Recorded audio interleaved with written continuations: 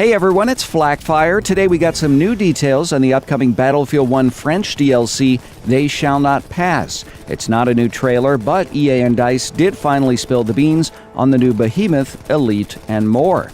So first up, let's talk about the Behemoth. DICE has confirmed the two-turret French Char 2C tank is in fact the new Behemoth. We saw it in the background of the recent teaser, but let's take a closer look.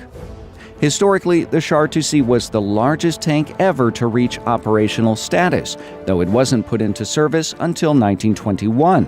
Designed in 1917, it sports a 75mm gun in its main turret. This will give it some serious punch in Battlefield 1. The Behemoth also has several other weapons, a forward-firing machine gun, machine guns on each side of its tracks, and a machine gun in the rear turret.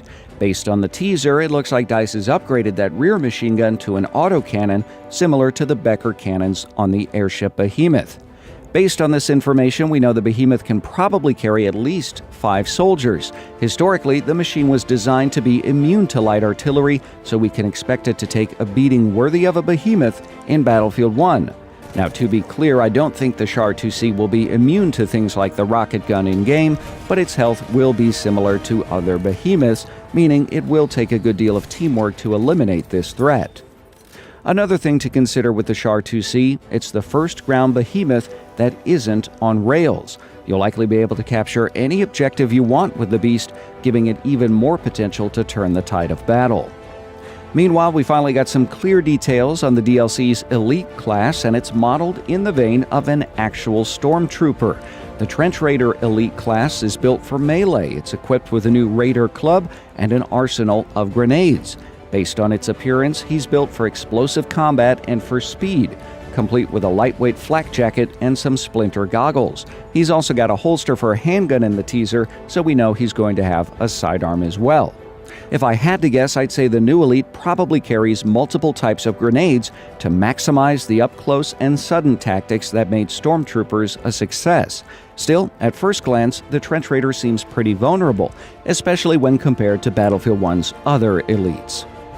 DICE also dropped some details on one of the new vehicles in the upcoming DLC, confirming the appearance of the Saint-Chamond tank. We saw the tank in early concept art, so it's good to know that it's making it into Battlefield 1. Historically, the Saint-Chamond was used most successfully in the role of the self-propelled gun. It features 4 machine guns and a 75mm front-mounted cannon, similar to the existing A7V. In real life, it has a particularly short track, so it will be interesting to see how maneuverable it actually is in Battlefield 1, and if it gets stuck as often as it did during the First World War. There's a new stationary weapon coming to Battlefield 1 as well, the Siege Howitzer. DICE reports the emplacement fires just like mortars in the game, meaning we'll be aiming shots with the minimap and the top-down camera. It sounds powerful, but it also has some obvious drawbacks. It's stationary, and it leaves the operator exposed. The Siege Howitzer shown in the promotional images is a British 9.2-inch howitzer. The weapon could lob a 130-kilogram shell over 9,000 meters, and they were used extensively during World War I. Personally, the Siege Howitzer is what I'm most excited about in the upcoming DLC. I love the emplacements in Battlefield 1, particularly the field guns, so I'm anxious to see what I'm able to do with this new weapon. The new DLC also includes 4 new maps: Verdun Heights, Fort Vaux, Soissons, and Rupture. Verdun Heights is set after the opening artillery barrages of the Battle of Verdun in 1916. It's described as an uphill battle through forest fires towards the massive fortresses of Verdun. Interestingly, the map's description says the artillery never stops.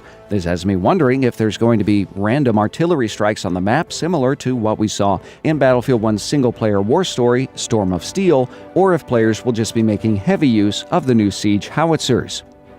Fort Vaux immortalizes the intense struggle of the fort's outnumbered and desperate French defenders in 1916.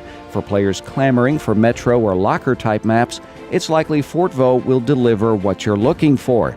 The map is described as a maze of dark galleries and whetstone corridors, and it's likely to be entirely infantry-based. The real-life story of Fort Vaux is one of the most interesting of World War I, so if you're interested, I'll leave a link to another video in the description below. Soissons is based on the massive tank battles in 1918 and will feature chaotic vehicular warfare that will likely destroy the town and the idyllic French countryside. I've seen a lot of discussion about this new map, but few people have talked about the inclusion of a new weather event. Soissons features a thunderstorm. It's not clear if this storm is scripted for every match or random like the sandstorm on Sinai Desert. It's also not clear how the thunderstorm will impact combat, but its certain sounds will be muffled by the rain and thunder, and its likely visibility will also be reduced. For those Easter egg hunters, I'd look very deliberately at Soissons after it's released. Historically, Adolf Hitler was awarded the Iron Cross First Class after the battle. Rupture also likely takes place during the Battle of Soissons in 1918, as the French try to regain ground lost during some major German offensives. The map appears visually striking, with bright red poppies everywhere. Fighting on Rupture takes place in the evening hours, and there may even be some night combat since the map's description indicates as the sun sets over Fontenoy, the battle wakes up. This, of course, could just be a figure of speech, but it would be very cool if the fight transitioned from evening to night. Either way, we'll be fighting amongst a maze of tank wreckage on Rupture.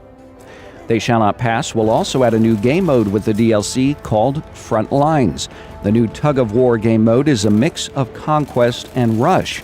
Both teams fight for one flag at a time, and when this objective is captured, the action then moves on to the next objective. Capture the enemy's HQ control point, and the game turns into a rush-style section, where telegraph posts need to be attacked or defended. This certainly sounds like an interesting addition to Battlefield 1, though I'm not sure entirely right now how that would work. There's no mention of any new operations in the new information from DICE, but I'd say that's almost a sure thing. The Verdun Heights map description indicates fighting moves towards the fortresses of Verdun. One of those fortresses is, of course, the aforementioned Fort Vaux, so it makes perfect sense. Similarly, both Soissons and Rupture appear to take place at the same time, so it's possible They Shall Not Pass includes two new operations, but this is yet to be confirmed at the time this video was published. Lastly, a new piece of key art likely confirmed the inclusion of the Shosha light machine gun. The Shosha had a 20-round magazine and a fire rate of around 240 rounds per minute, meaning it will fit nicely with Battlefield 1's support class. This image not only showcases the weapon, but it's also a reference to a French World War I propaganda poster.